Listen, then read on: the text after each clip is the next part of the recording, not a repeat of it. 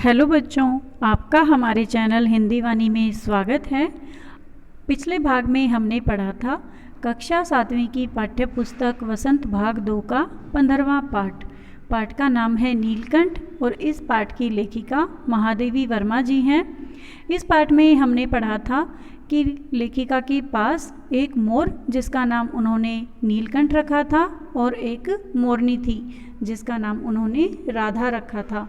और मोर और मोरनी उनका जाली घर था उसमें रहते हुए बढ़ने लगे और वो जब बड़े हो जाते हैं तो वो सब पशु पक्षियों के साथ प्रेम पूर्वक रहते हैं। यानी जो लेखिका के घर में बड़े से जाली घर में जो जानवर रहते थे, पक्षी रहते थे, उनके साथ वो प्रेम पूर्वक रहने लगते हैं। उसके बाद एक दिन लेखिका दोबारा उसी स्थान पर जाती हैं जहाँ से वो मोर और मोरनी को खरीद कर लाई थी। तो वहाँ पर उन्हें एक घायल मोरनी मिल जाती है जिसे वो अपने घर ले आती हैं और उसका नाम कुब्जा रख दिया जाता है। तो वो घायल मोरनी जब ठीक हो जाती है तो उसका स्वभाव बाकी पशु पक्षियों के साथ मेल मिलाप वाला नहीं था और वो सबसे ईर्ष्या करती रहती है। कुब्जा मोरनी नीलकंठ के पास किसी भी जीव जंतु को नहीं आने देती और उसने राधा की कलगी को भी नोच दिया और उसके अंडों को भी तोड़ दिया। उसके इस प्रकार के व्यवहार के कारण नीलकंठ परेशान हो जाता है और वो अकेला रहने लगता है और धीरे धीरे उदासी के कारण अंततः उसकी मृत्यु हो जाती है। आज इस भाग में हम इस पाठ से लिए गए अभ्यास के प्रश्नोत्तर पढ़ेंगे। हमारा पहला प्रश्न है, मोर मोरनी के नाम किस आधार पर रखे गए? उत्तर है, मोर की गर्दन नीली थी इसलिए उसका नाम नीलकंठ रखा गया, जबकि मोरनी मोर के साथ साथ रहती थी अतः उसका नाम राधा रखा गया। हमारा दूसरा प्रश्न है, जाली के बड़े घर में पहुंचने पर मोर के बच्चों का किस प्रकार स्वागत हुआ? उत्तर है, मोर के शावकों को जब जाली के बड़े घर में पहुंचाया गया तो दोनों का स्वागत ऐसे किया गया जैसे नववधू के आगमन पर किया जाता है। लक्का कबूतर नाचना छोड़कर उनके चारों ओर घूम घूम कर गुटरगू करने लगा। बड़े खरगोश गंभीर भाव से कतार में बैठकर यानी एक लाइन में बैठकर उन्हें देखने लगे। छोटे खरगोश उनके आसपास उछल कूद मचाने लगे। तोते एक आंख बंद करके उन्हें देखने लगते हैं। यानी जब मोर और मोरनी को जाली के घर में पहुंचाया गया तो उस जाली घर में रहने वाले सभी जीव जंतु उन्हें बहुत ध्यान से देखने लगे और उनका निरीक्षण करने लगे। जैसा कि किसी भी परिवार में कोई नववधू आने पर या कोई नई दुल्हन आने पर स्वाभाविक रूप से होता है, इसी प्रकार से उनका स्वागत किया गया। हमारा तीसरा प्रश्न है, लेखिका को नीलकंठ की कौन कौन सी चेष्टाएं बहुत भाती थी? उत्तर है, नीलकंठ देखने में बहुत सुंदर था। वैसे तो उसकी हर चेष्टा ही अपने आप में आकर्षक थी, लेकिन महादेवी को निम्न चेष्टाएं अत्यधिक भाती थी। 1. गर्दन ऊंची करके देखना। 2. विशेष भंगिमा के साथ गर्दन नीची कर दाना चुगना। 3. पानी पीना। 4. गर्दन को टेढ़ी करके शब्द सुनना। 5. मेघों की गर्जन ताल पर उसका इंद्रधनुष के गुच्छे जैसे पंखों को मंडलाकार बनाकर तन में नृत्य करना। 6. महादेवी के हाथों से होले होले चने उठाकर खाना। और 7. महादेवी के सामने पंख फैलाकर खड़े होना।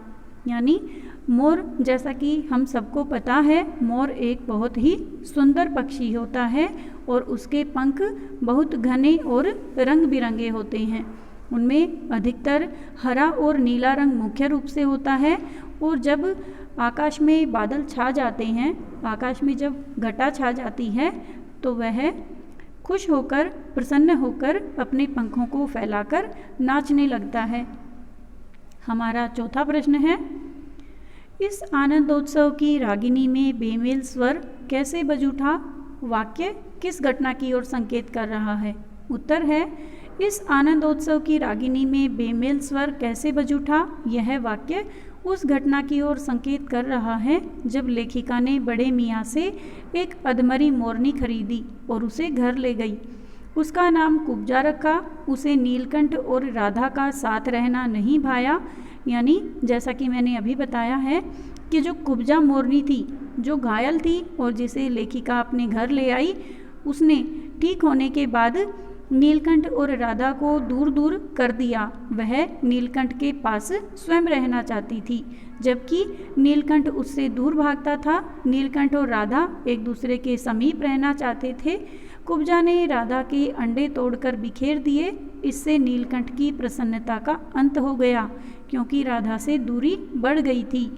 कुब्जा ने नीलकंठ के शांतिपूर्ण जीवन में ऐसा कोलाहल मचाया कि बेचारे नीलकंठ का अंत ही हो गया और अंत में नीलकंठ की मृत्यु हो जाती है। हमारा 5वां प्रश्न है, वसंत ऋतु में नीलकंठ के लिए जाली घर में बंद रहना असहनीय क्यों हो जाता था? उत्तर है, जब वसंत ऋतु में आम के वृक्ष सुनहली मंजरियों से लद जाते थे और अशोक के वृक्ष नए पत्तों से ढक जाते थे, तब नीलकंठ जाली घर में अस्थिर हो जाता था। वह वसंत ऋतु में किसी घर में बंदी होकर नहीं रह सकता था। उसे पुष्पित और पल्लवित वृक्ष भाते थे, तब उसे बाहर छोड़ देना पड़ता था। कहने का अर्थ यह है कि जब वसंत ऋतु आती है तो मोर का मन किसी भी पिंजरे में या किसी भी बंद स्थान पर नहीं लगता।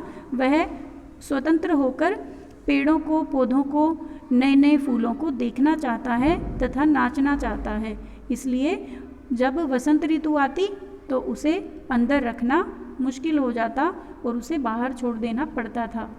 हमारा 6वां प्रश्न है, जाली घर में रहने वाले सभी जीव एक दूसरे के मित्र बन गए थे, पर कुब्जा के साथ ऐसा संभव क्यों नहीं हो पाया? उत्तर है, जाली घर में रहने वाले सभी जीव जंतु एक दूसरे के मित्र बन गए, पर कुब्जा के साथ ऐसा संभव नहीं हो पाया, क्योंकि कुब्जा किसी से मित्रता करना नहीं चाहती थी। वह सबसे लड़ती रहती थी। उसे केवल नीलकंठ के साथ रहना पसंद था और वह किसी को भी नीलकंठ के पास नहीं जाने देती थी। किसी को उसके साथ देखते ही वह चोंच से मारना शुरू कर देती थी, यानी उसका स्वभाव ही कुछ अलग था। वह सभी जानवरों के साथ मिलजुल कर बिल्कुल भी नहीं रही और वह केवल नीलकंठ के पास रहना चाहती थी, लेकिन नीलकंठ को राधा का साथ अच्छा लगता था। हमारा 7वां प्रश्न है, नीलकंठ ने खरगोश के बच्चे को सांप से किस तरह बचाया और इस घटना के आधार पर नीलकंठ के स्वभाव की विशेषताओं का उल्लेख कीजिए। उत्तर है, एक बार सांप जाली घर के भीतर आ गया। एक बार जाली घर के भीतर आ गया, जहाँ पर बहुत सारे जीव जंतु रहते थे जो लेखिका के पालतू जानवर थे। सभी जीव जंतु भागकर इधर उधर छिप गए। केवल एक शिशु खरगोश, यानी एक छोटा सा खरगोश का बच्चा सांप की पकड़ में आ गया। सांप ने उसे निगलना चाहा और उसका आधा पिछला शरीर मुंह में दबा लिया। नन्हा खरगोश धीरे धीरे चींची करता रहा। सोए हुए नीलकंठ ने दर्द भरी व्यथा सुनी तो वह अपने पंख समेटता हुआ झूले से नीचे आ गया। अब उसने बहुत सतर्क होकर, यानी सावधान होकर सांप के फन के पास पंजों से दबाया और फिर अपनी चोंच से इतने प्रहार उस पर किए कि वह अधमरा हो गया और फन की पकड़ ढीली होते ही खरगोश का बच्चा मुख से निकल आया। इस प्रकार नीलकंठ ने खरगोश के बच्चे को सांप से बचाया। इस घटना के आधार पर नीलकंठ के स्वभाव की निम्न विशेषताएं उभर कर सामने आती हैं, यानी जब यह घटना घट जाती है तो हमें पता चलता है कि नीलकंठ में कौन कौन सी विशेषताएं हैं। सबसे पहली विशेषता है सतर्कता। जाली घर के ऊंचे झूले पर सोते हुए भी उसे खरगोश की कराह, यानी जब खरगोश सांप के मुंह में था, आधा पिछला भाग खरगोश का आधा पिछला भाग सांप के मुंह में था, तो उसके मुंह से बहुत धीमी आवाज़ निकल रही थी। तो खरगोश की कराह सुनकर या उसकी दर्द भरी आवाज़ सुनकर यह शक हो गया कि कोई प्राणी संकट में है और वह झट से झूले से नीचे उतरा। दूसरा गुण है वीरता। नीलकंठ एक वीर प्राणी है। अकेले ही उसने सांप से खरगोश के बच्चे को बचाया और सांप के 2 खंड, यानी 2 टुकड़े करके अपनी वीरता का परिचय दिया। तीसरा गुण है कुशल संरक्षक। खरगोश को मृत्यु के मुंह से बचाकर उसने सिद्ध कर दिया कि वह कुशल संरक्षक है, यानी वह एक रक्षा करने वाला है। उसके संरक्षण में किसी प्राणी को कोई भी भय न था। यानी जब उसने देखा कि खरगोश के एक छोटे से बच्चे को सांप ने पकड़ा है तो वह उसकी रक्षा करने के लिए दौड़ पड़ा और उसने सांप के 2 टुकड़े कर दिए और खरगोश के बच्चे की जान बचाई। यानी हम अब यह जान गए कि जो मोर है नीलकंठ वह एक कुशल संरक्षक है, वीर है और सतर्क प्राणी है। उम्मीद है बच्चों आपको अभ्यास के ये प्रश्नोत्तर समझ में आ गए होंगे। आपको यह भाग कैसा लगा हमें कमेंट करके ज़रूर बताएं। यदि यह वीडियो अच्छा लगा तो आप इसे अपने दोस्तों के साथ ज़रूर शेयर करें। धन्यवाद।